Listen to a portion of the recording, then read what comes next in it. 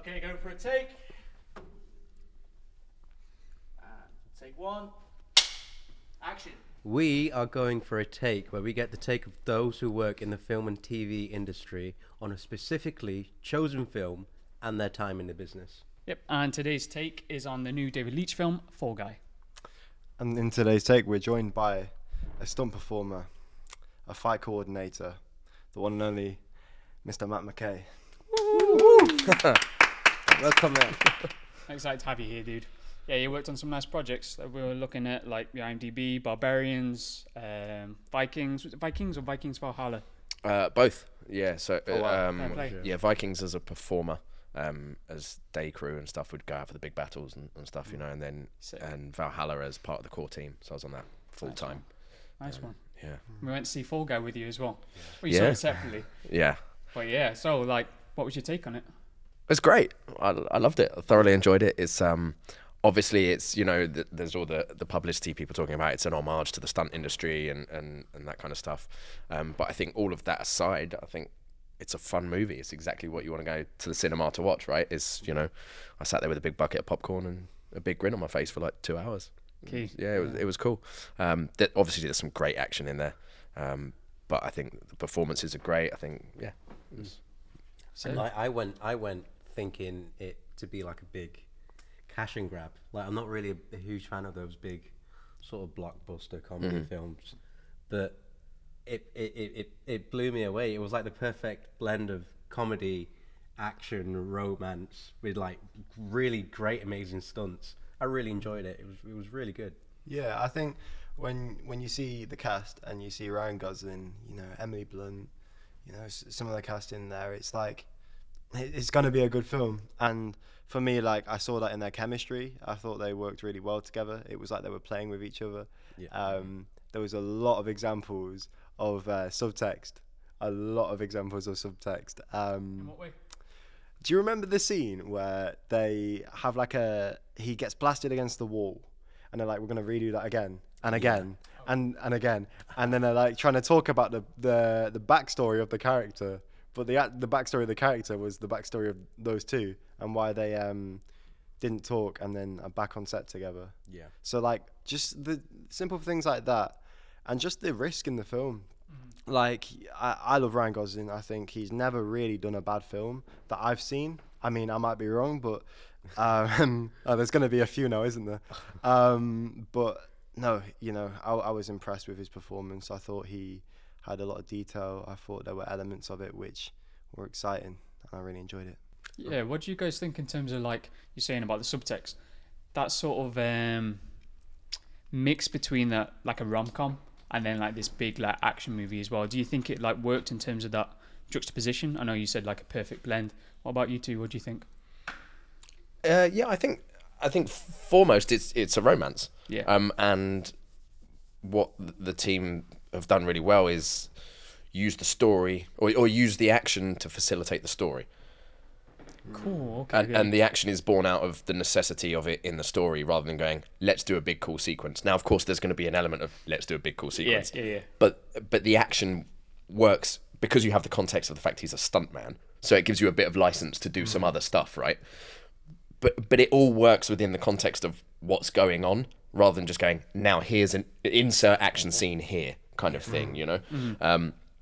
My favourite thing about that subtext scene was, just to flip back to it slightly, was each time they cut back to him when she says get him the bullhorn, and then he sat there with the, you know, with the bullhorn, the megaphone.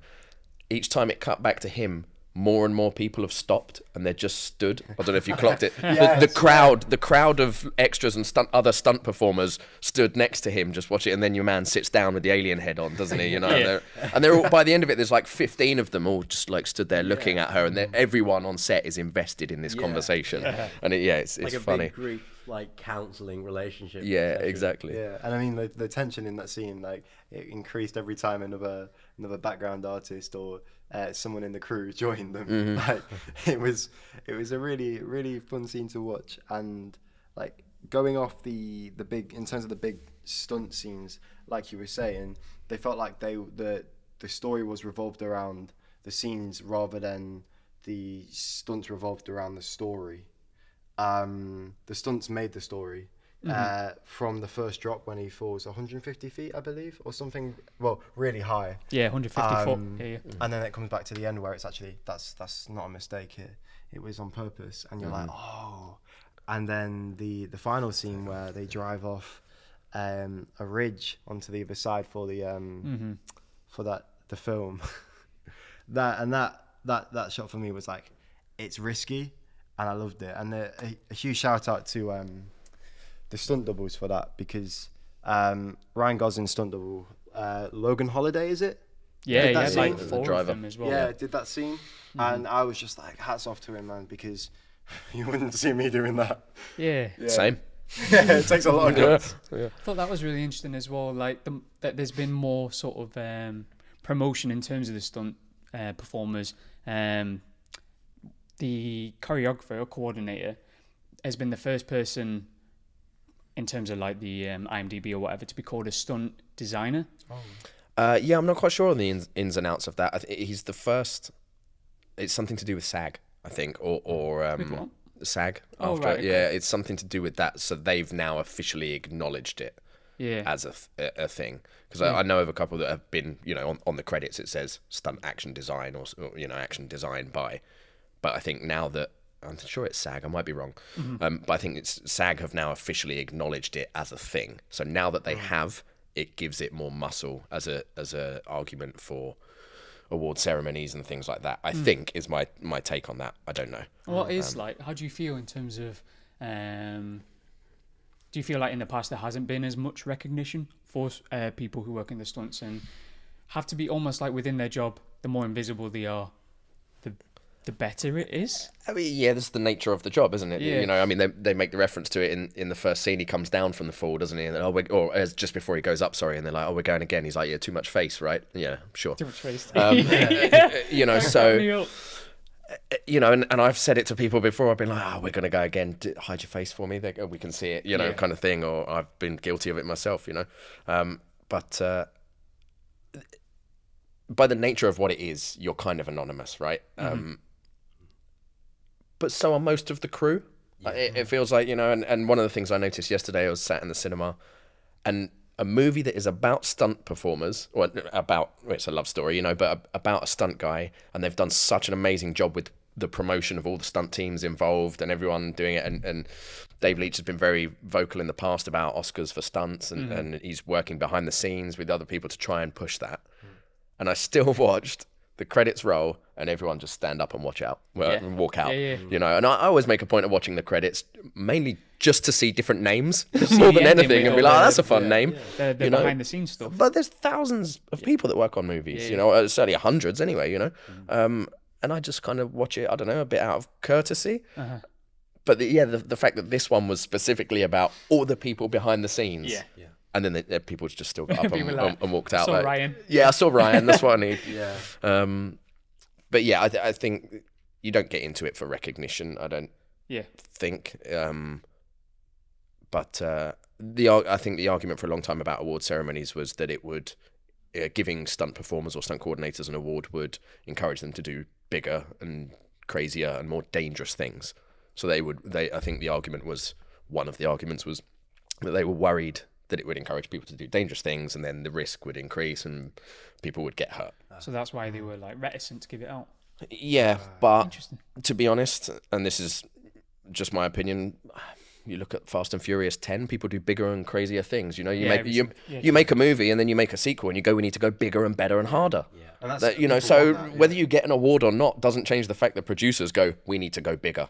Let's throw 5 people off this. Let's set 10 people on fire. Let's do it. Do you know what I mean? So again, it's just my opinion. It feels like that as an argument for not giving awards doesn't feel valid enough, because actually it's the people cashing the checks and making the money that go, we need to go bigger. It's not because I get an award. I don't know. It's also like, I'd say it's the fact that the people who are cashing the checks don't want to risk any lawsuits or liabilities, like people getting injured and whatnot. Yeah, of course that comes into it. Hiring less people. Yeah. But I really liked how the movie showed different types of those stereotypical people that work on sets. Like the the camera operator guy in the karaoke bar, to the director that Emily Blunt plays. I really enjoyed those sort of like references, and like the sort of references that the film culture, Hollywood culture that there's been like Johnny Depp. Yeah. Do you know Tom Ryder, played by Aaron Taylor Johnson? They sort of did a throwback to Johnny Depp's commercial, sort of taking a piss. Fire. Savage. Sausage. Right, I know what you mean now. I didn't clock it in the moment, but yeah, it was. But like also like to the cinematography as well. Like we'll talk about it, the film being a culmination of all these things. But there was like even specific moments when Brad Pitt and Emily Blunt were talking and got a bit romantic, and then the whole shot. Brad Pitt.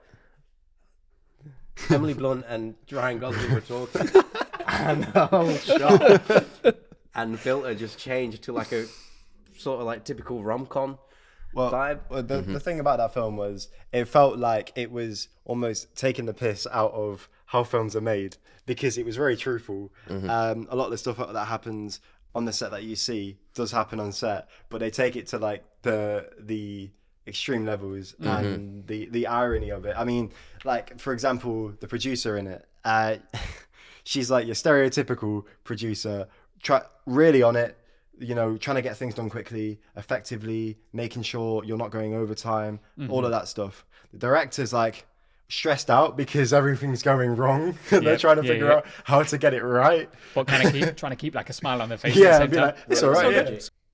Double Stunt coordinators and doubles as well. Yeah. I'd like to watch it in a busy cinema because it was fairly quiet when I went. Like, just by the nature of the time of night that I went, it was fairly quiet. I'd like to watch it in a busy cinema because I think there's definitely lines in there and moments in there where you will be able to tell who in the audience works in film. Yes. By who giggles. Yeah. Do you know what I mean? Because there was 3 or 4 moments where I was like, because I've seen that, I've watched that happen, or I've been on the receiving end of that, or whatever it is, you know. And I think if you're in an auditorium, or, you know, in a cinema of 200 people, and you hear 15 of them go, you're gonna be like, okay, my guy works in film. You were like, that happened recently. Yeah. You know what I mean? Yeah. Well, there was a lot of references which, if you know films, you know the references. I mean, like for example, Memento gets a huge shout out with the post-it notes. Oh, that cracked me. Yeah, that was so funny. What was the Miami Vice? Miami Vice. There was Kill Bill. There was all the action films like Jason Bourne, John Wick, Literally, James Bond, like John Wick or Monkey Man when he's in the club. But he gets spiked by the drug dealer, and he's like starts seeing sparkles and stuff. It was like very artistically done in a way which was comedic, but also kind of badass as well. So that's what I really enjoyed about it. This is it. It does take the piss. It does, or it gives a little comedic insight into, I suppose, what people think a film set is like. But it is also like that. Yeah. But what it does really well is it's really ridiculous at times, but it's never stupid. Yeah. Do you know what I mean? Like, there's moments where I was like, this is awesome. And then there's moments where I was like, this is really dumb.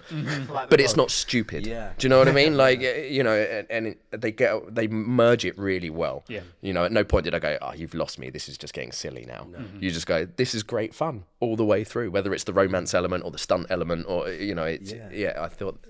Yeah. There was a bit for everyone, really, I think. And that was the beauty of it. And, like, it just gave such an insight into the industry that if you're from an outside point of view that you don't know, you get to know. And one thing which I thought was really creative in terms of the stunts was in the premiere of it, they had the stunt doubles next to Ryan Gosling, and they pulled them through the back. Yeah. And I was just like, they're on it. They know what they're doing. The marketing for it's been incredible. Yeah, it's been really good. We had a conversation the other day when you were talking about how it's been really like important for the stunt community. In what sort of way? Were you in terms of like the recognition that we're talking about earlier, or? Yeah, I think so. It's just it's a form of representation, isn't it? You know, and it for a community of professionals.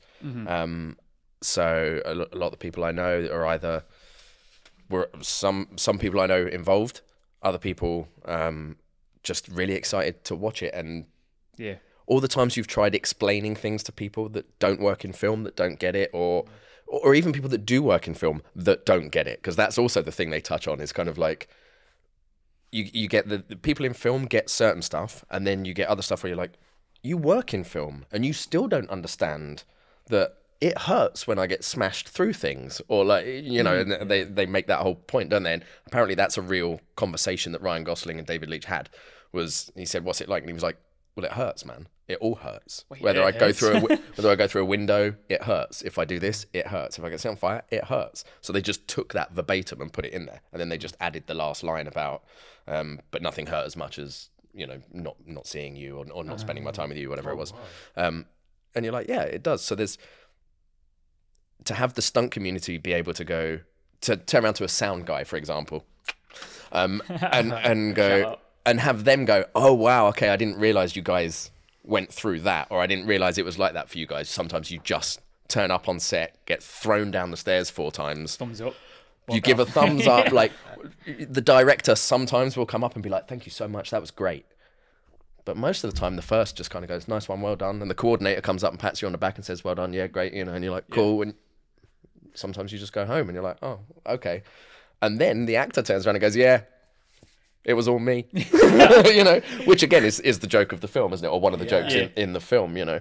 There's a lot of jokes in the film, like specifically how Ryan Gosling's character is addicted to coffee. Oh yeah, he's just addicted to coffee. Like the first, he went to the apartment to look for the actor, and the first thing he started doing was started looking for a cup of coffee.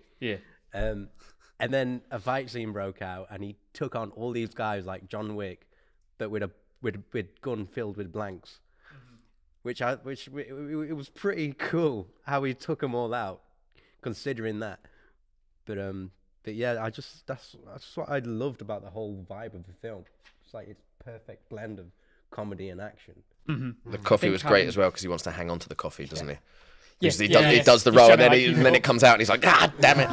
You know. I think, like you were saying, in terms of it does hurt. There was a line in it which you reminded me of it when you said that, which was, "Can we get everybody on standby? We're going to set this guy on fire again." And it was a very casual way of saying it, like in real life, like you're not going to say that and be like, yeah, that's normal, because it's not.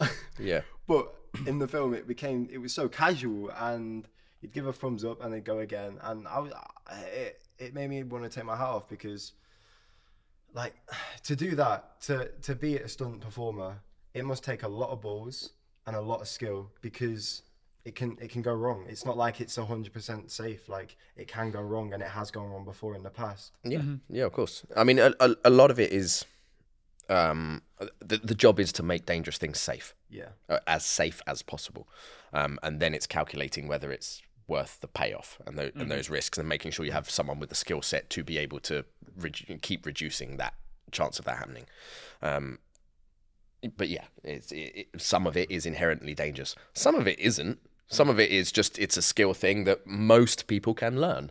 It's not, it's not a superhero thing. It's kind of, if you're given I firmly believe, certainly for fights, and a lot of actors do their own fights, don't they, and stuff. Certainly for fights, I think if production give enough time and money and, rehearsal time with the actors and the right team, I firmly believe most people can get to a skill level where they can execute their own fights safely and effectively and act the tits out of it, because ultimately that's the actor's job, right?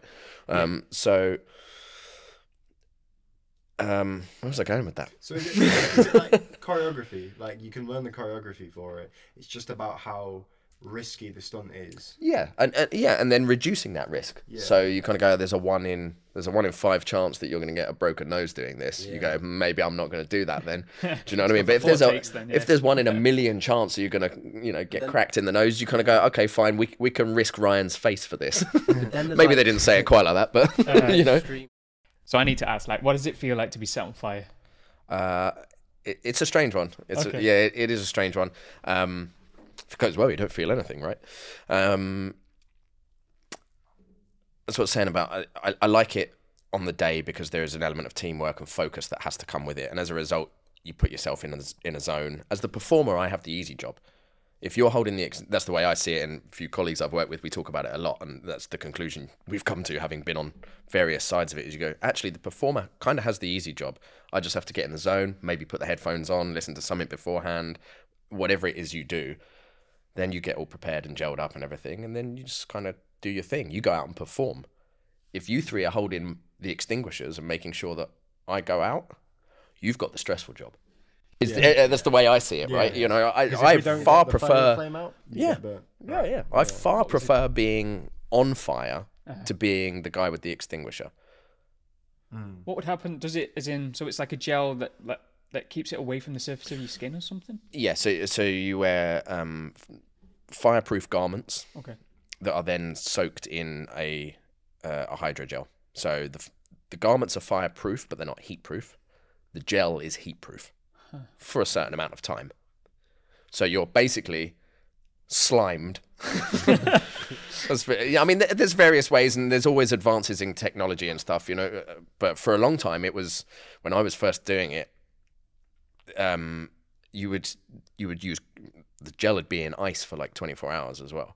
So they soak the garments, and then you imagine someone pulling on long johns that have been soaked in ice cold gel for 24 hours, and you're like, oh. So I remember the very first burn I did, it's literally covered in this stuff, and they're putting it on, and I have to let it out. I'm not one of these guys that can go and just, you know, like meditate my way through it. I am not Wim Hof, no way. So I'm there like, and there's nothing of me. I'm a small guy as well, you know, so I get cold pretty quick, you know, and I'm there like, whew, and I still, you know, I'm just a bit energetic anyway or whatever sometimes. I'm like, okay, yep, this is not fun. Okay, you know, and I'm making it, and the person prepping me was like, just breathe. I need you to focus.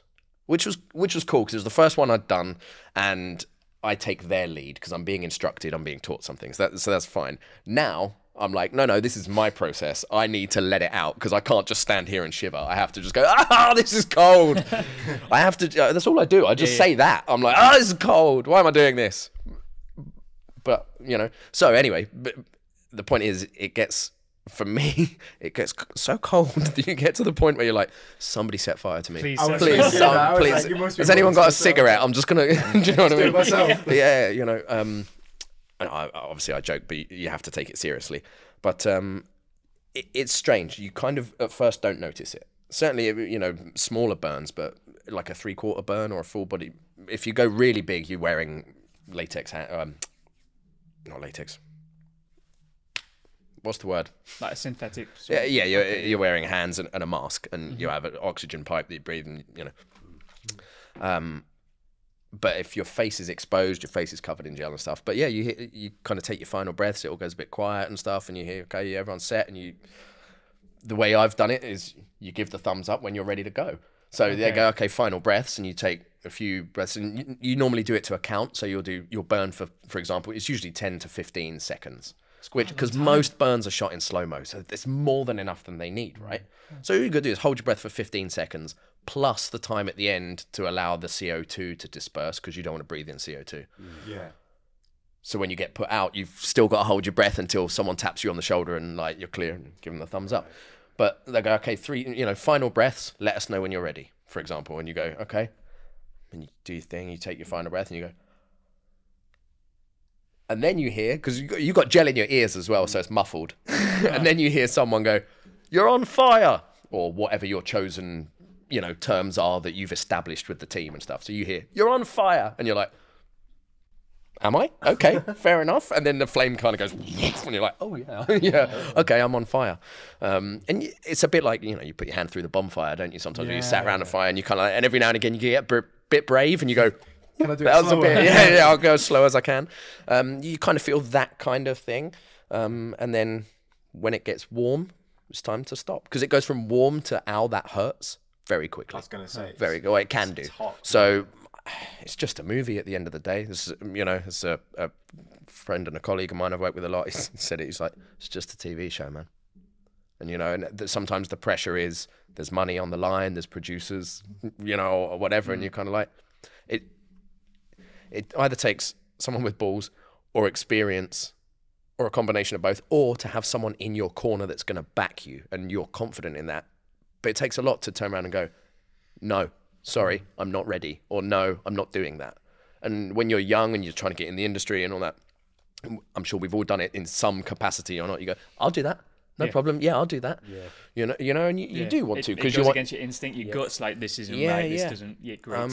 And I was very yourself. Yeah, but I was very fortunate. I was lucky enough to work with some good people when I first started that went, there is no point in that shit, because that's how you get hurt, and that's how other people get hurt. So you just go, be honest about your skill set, what you can and can't do, and be willing to say, no, I'm sorry, I don't think that's safe. Or at least if you're working for someone, to go, can you explain to me what the safety is here? Because I don't, and they go, oh, well, if this happens, this will keep you safe. And if this happens, and then you can go, okay, sure. All right. I know what this is now. I went off on a tangent again. I'm sorry. I'm just thinking of like, fire scenes in Waterloo, like, but it's good. It is fun, but it's a serious one. It sounds, do you know what I mean? Like I say, say, intense. I mean, like the holding your breath thing. That for me is like, the flames is one thing, then holding your breath as well is another. Because if you aren't composed, it's very easy just to go. Yep. Yeah. Stop panicking a bit. Yeah. And then performing on top of that as well. Exactly. So holding your breath and performing, and usually it's not often you see someone just stood there on fire. Most people are flailing around and trying to crawl, and all that. So you've got a physical exertion going on as well. You know. I mean, it's impressive. It's very, very impressive. I remember I did a combat course once. Right. Set you on fire. They didn't set me on fire. No, I wish they did, because I would have liked to experience that. But no, I did a combat course with your sister. Do you remember? Oh, 8 years ago, with Kenan. And when we started that, they were talking about the risks of it, and we had blunt swords. There wasn't much risk to it, but there was still risk, because if you swipe a metal single sword or rapier too hard, it's going to hurt someone.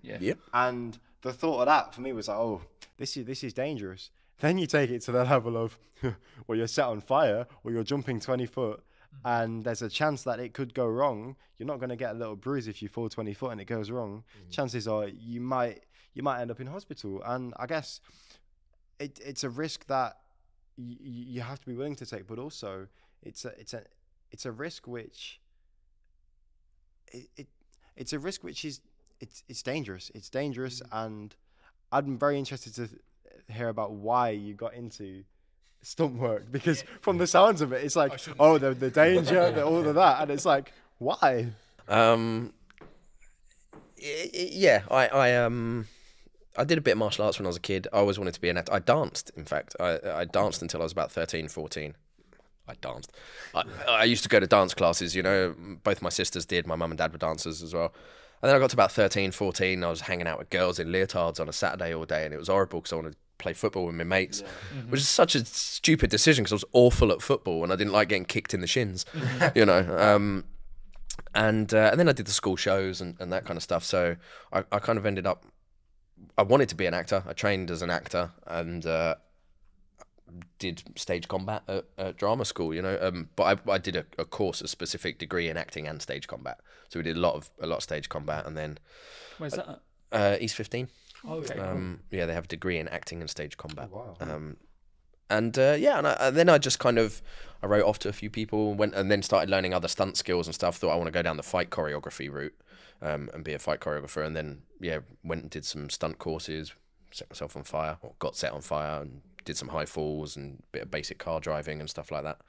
And then, it's just kind of lucky enough that a few coordinators took a punt on me and said, I'll give you a couple of days. I've got some stuff. And I think generally because of my actor training, I brought something to the table that some other stunt guys didn't. Or stunt performers didn't, I should say.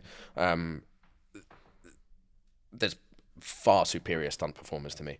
As far as physical skill sets go, there's some guys are just ridiculously talented, you know, the tricking and acrobatics and stuff like that, and then other guys with cars and motorbikes and stuff. And again, it's the thing that Dave Leitch touches on in this, is like the reason Ryan Gosling has 4 or 5 doubles is he gets the person for the gag.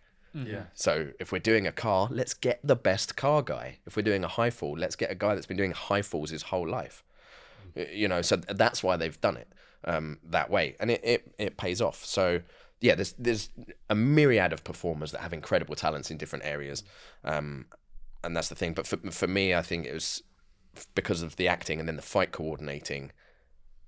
I think one of my strengths is working with actors and getting them to do fights and choreographing fights that sit within a story well. There's nothing worse than, you know, a scene where he's a businessman, right? A guy that works on Wall Street or, you know, or something. He's a businessman with a briefcase and a suit, and he gets home and somebody breaks into his house with a gun, and then next thing he's like kung fu all over the place, you know, or taekwondo or karate or Kali, whatever it is. All of a sudden he's fighting like a superhero or a martial artist, and you go, why does this guy fight like that? That's not how that character has been set up. Now, in movies in the 80s, or not even in movies in the 80s, they did do it then, and now you could just fix it the same way. You just need one scene where he's walking out of a dojo at the end of a day and he goes, thanks, man, I'll see you next week, as he picks up the phone to talk to his wife to say, I'll be home in 20 minutes. So then when he pulls out some karate, you're like, oh, that makes sense, because I know he does karate. Do you know what I mean? So that's why I start with story. What's the story? What's the character? What's this? That person shouldn't do that, because why would they have any knowledge of how to do that? But that's a cool move that I know as a coordinator, so I'm going to put it in because I'm referring to my skill set rather than creating something for that person, if that makes sense. It's all about context, isn't it? It's about seeing the story and using that to justify why this scene is taking place. In terms of whatever that scene might be, whether that's a fight being set on fire. There's always needs to be an explanation for that. But yeah, going back to Fall Guy one last time before we move on to you and your fascinating life. What are we rating this film? Ooh, I think for the type of genre the film was, I'd say a 10 out of 10. Really? Yeah. Wow.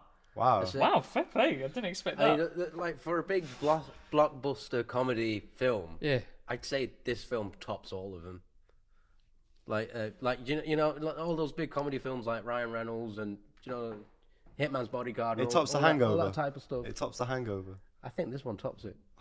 It's just, it tells you, it shows you how a film is made. It's got pop culture references, movie references. You know, it's relatable. It's funny. It's got all the stuff that makes a good film. I agree, and I also disagree. I'm gonna feel like Simon Cowell here now. I'm gonna feel like I disagree. I thought it was shit. No, I thought it was really good, and I really enjoyed it, and I think it served its purpose. I think it was a film which made me laugh. It was a film which made me think, feel, react, and you know, Ryan Gosling always produces amazing work, and so does Emily Blunt and the rest of the cast. So together as a whole, it was a very good film. I thought it brought a lot of recognition to the stunt community. I thought it was a very creative, and there were some really beautiful moments in it which shows humanity, and there's also the absurdity of the irony of some of the scenes. For me personally, I'm gonna give it a 7.8, just because for something to be a 10, it has to blow me away to the point where I'm like, I've never seen anything like that. And I've seen films like this, but in different contexts. And for that reason, it's a 7.8 from me. 7.8. What about you, my dude? Do I have to give it a rating? Can I? Just say what you like if you want. Give it a thumbs up. It's a thumbs up. Yeah, it's a bit. It's a big fat stuntman thumbs up for sure. I think it's a great film. I think it's really well executed. I think the chemistry is great between the actors. I think the dialogue's excellent. I think the cinematography's cool. There's some fun stuff that they do. You know, the setup at the end with no spoilers, but there's a whole bit where the camera whips right the way around the film set and then comes. You know, and there's some cool creative stuff in there. I think Dave Leitch makes a great movie. I thoroughly enjoyed Bullet Train. That's a good It film. also, I don't know if they had anything to do with it. I know Brad Pitt was in it. The Sandra Bullock one with Dan Radcliffe, was it The Lost City? Lost and Channing City. Tatum. Yeah, I really enjoyed that. For me, Yeah. it's in that similar ilk where, you know, and Bullet Train, where you just kind of go, I'm going to eat popcorn and watch a good movie. Yeah. The reason I don't want to give it a rating is, listen, it sounds really wanky. I listened to a podcast recently with Richard Osman, and they were talking about Oscars and award seasons and stuff, and he said basically he fundamentally disagrees with the concept of pitching art against art. How can you say one thing is better than another or whatever? So it's difficult to kind of go, because if that's a 10 out of 10, then what do you do with Forrest Gump? Or like, do you know what I mean? Not saying you're wrong for giving it a 10 out of 10. You clearly enjoyed it. So yeah, I would just say, go and watch it. It's great fun. Make up your own mind. Do you know what I mean? But I really enjoyed it. But yeah, it's a high number. Let's put it that way. Yeah. It's a high number. There's not much I'd have changed about it. Yeah, I feel like now I feel like maybe I shouldn't give it a rating. No. It's just me being wanky. I think it's just like everyone's like subjective. Do you know what I mean? It's like that person's rating as opposed to like this is what that film is. Do you know what I mean? But I don't know. I guess it's useful for when people are like, should I go watch a film? Do you know what I mean? I don't know. I'm kind of torn because like I love how much like representation it's putting across, how much people outside the film industry are thinking about people behind the scenes. People in the industry are thinking about people behind the scenes too. It's making me think differently about all that kind of stuff. And at the same time, I feel like the film itself, some stuff I was like, I could have cut that bit, or that didn't feel earned or whatever. And also just like everyone has their own cup of tea. Do you know what I mean? So I'd give it like a 7. I'll give it a 7. Yeah. It's nice. It's fun. It's enjoyable. It's a popcorn film, and it makes you think a little bit about other stuff too. I give it a high rating because of the purpose of the film. Yeah. It's basically trying to get stunts a category in the awards. Yeah. I read a really interesting one as well. The other thing that I think we briefly touched on, Dave Leitch was talking about the other thing with that the stuntman thumbs up and why it's such a big deal in the movie and all of that kind of stuff. And when Emily Blunt goes off on one about, don't give me that stuntman bullshit, thumbs up, because you're never going to turn around and be like, no, I'm bad. Unless you're injured, like seriously injured, and then the medics are running over. But generally, like you take a whack and you're like, ooze. I came off a horse once. I wasn't supposed to come off the horse. I came off the horse, and I bang hit the deck, like just wind knocked out of me from about down on my side, luckily, but blindfolded. So I couldn't see the floor coming, which wasn't fun. But I knew it was there. It was going to find me, wasn't it? And I came off there, bang, and I just instantly just like wind out of me, you know, got up and kind of hobbled away, like, you know, in the scene as I was supposed to, and got side of camera and everyone's looking at me, like the director's looking at me going, are you okay? And I'm like, and I did, because you just kind of go, yeah, I'm fine. And in my head, I'm like, no, I'm not okay. That really fucking hurt. And we still did other takes after that, like, you good to go? Okay, yeah, I'm fine. I'm all right. And that's not a like, I'm big and tough thing at all, because I'm not. But Dave Leitch was talking about, it's also that the mental health element of it, for, in this case, stuntmen, but for guys, yeah, I'm okay. And you're like, yeah, but you're not actually okay, so stop saying you're okay. Yeah, definitely. It's okay to not be okay, right? You know, sounds cliche now, but that was a big deal when someone said that 10 years ago now or whatever. You know, it's okay to not be okay. You know, and the film, I think, on a deeper level, touches on that between their romance of like, you know, and they use that metaphor of kind of like, yeah, but you're not, are you? Stop doing that. And he's not okay, is he? He's feeling shit because he misses her, you know, and he's not okay, but he can't articulate it because he's a stunt man and he's a guy, you know, or whatever. And then it, you know, and people aren't perfect either. Yeah, and right. I think like if you were to take the everything about that film and give it a sentence, I would say it would be people aren't perfect. Everyone has their insecurities, their flaws, their weaknesses, and also their strengths. And like you were saying, it's important you work on the strengths that you have and not try and do something which could cause you harm when someone could do that and do it well because that's what they practiced their whole life. So yeah, well, it's a lot of food for thought. Just before we move on for Folger, one thing I did want to ask you, I'd never even thought about the idea of when they're putting like the dots and doing like almost like a deep fake, when they're putting the actor's face on top of like the stunt performer's face. in terms of like in the future using VFX in like that in that sort of way, Yep. do you think that's the way it's going to keep going? And stunt performers will almost like not have to worry about not showing face or whatever. I think from that point of view, yeah, that's great. Yeah, absolutely. Put their face on my face, then I don't have to. You can get shots that you can't get because otherwise you just got to shoot the back of my head. It makes your job easier. You know, so I think there's perform certain better as elements well. Yeah. that is very useful. Again, 20 years ago there was a whole thing about CGI and it's going to ruin the stunt industry, and you go, I'm all in favour of anything that makes stuff safer for people. And you go, it's a tool to be utilised. It's never going to replace someone doing a stunt. It's never going to replace someone doing a stunt. It might facilitate that stunt becoming safer and less risky. Why would you not take that option? Do you know what I mean? Just so you can go, I did it though, but I actually did that. Yeah. Who cares, dude? Except your ego.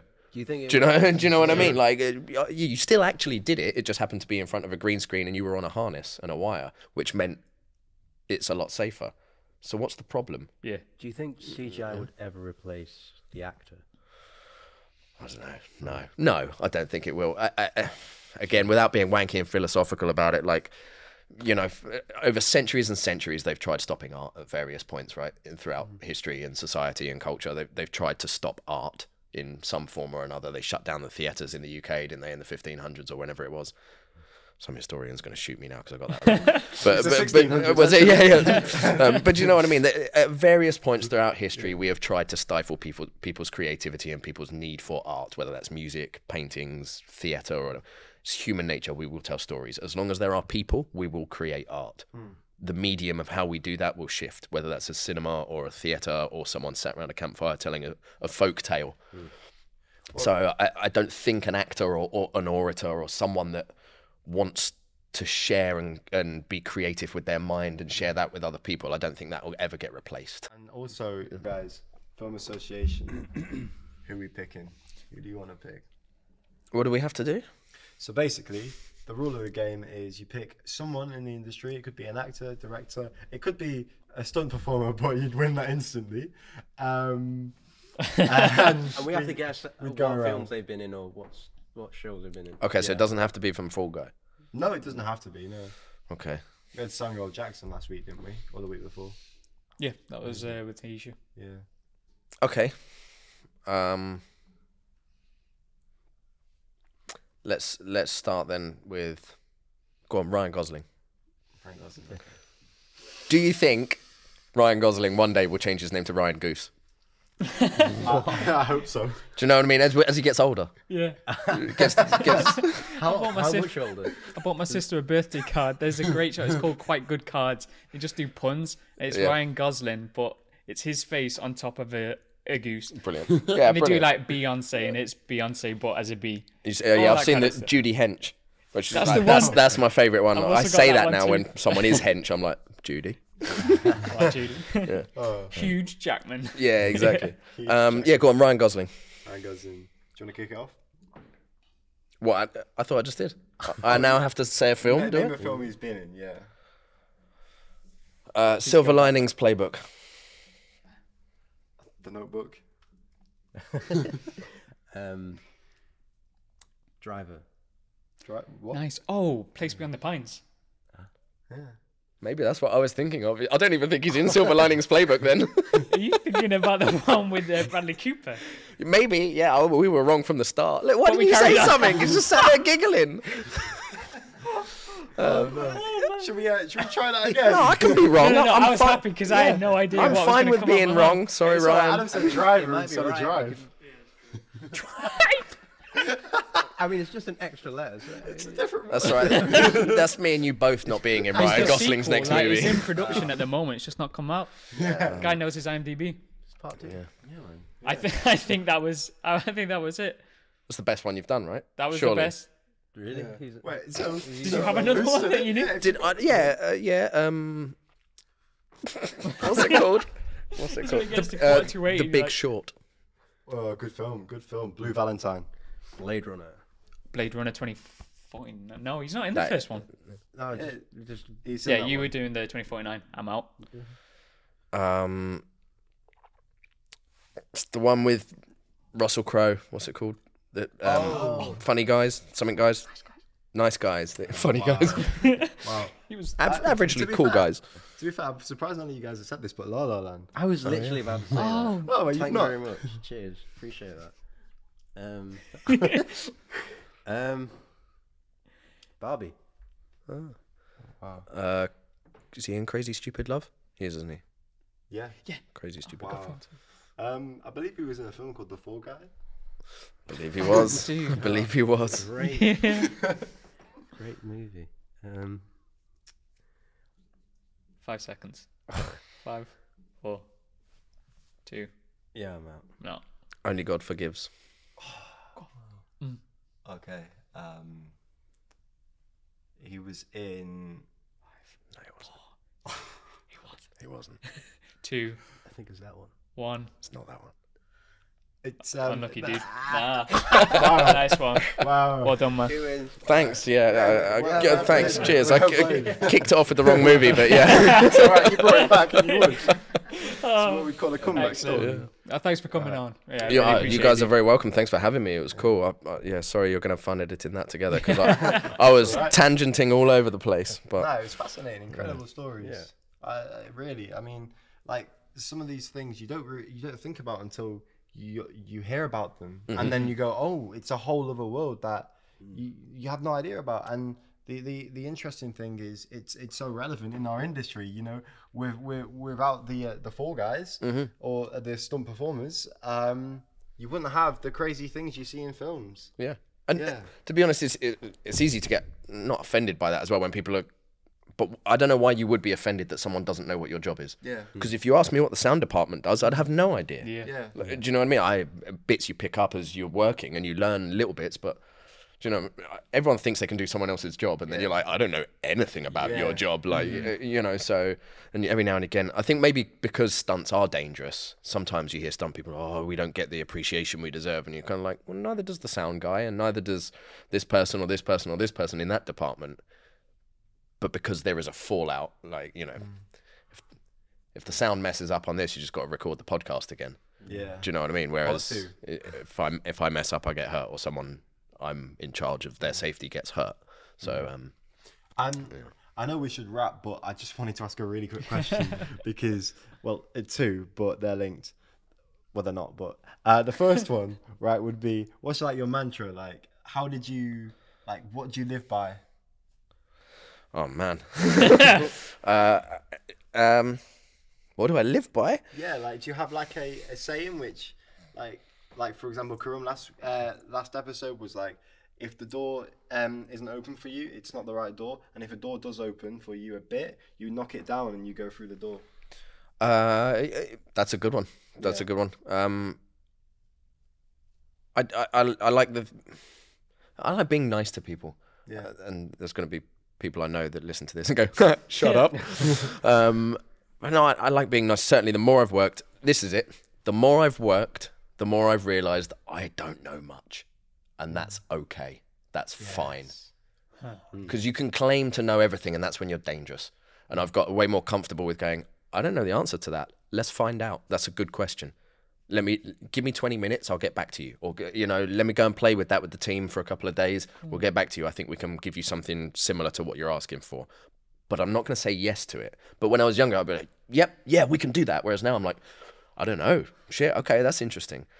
So the more you work, the more you realise, not that you don't know anything, but like loads of people know loads of things, and it's a collaborative industry, and it should be collaborative. So that falls back into being nice, you know, being nice to people and being nice to work with, you know. Yeah, that's a little gem in the episode there. That's really cool. And finally, just if anyone's watching this and they want to get into stunt performance, what advice would you recommend?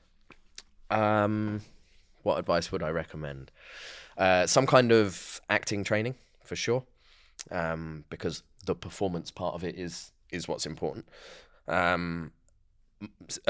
A variation of some martial arts helps. Lots of people think you can excel in one martial art, or it's good to have a basis in 3 or 4, you know, an intermediate basis in a few different ones is always helpful, because then you've got different styles and different techniques.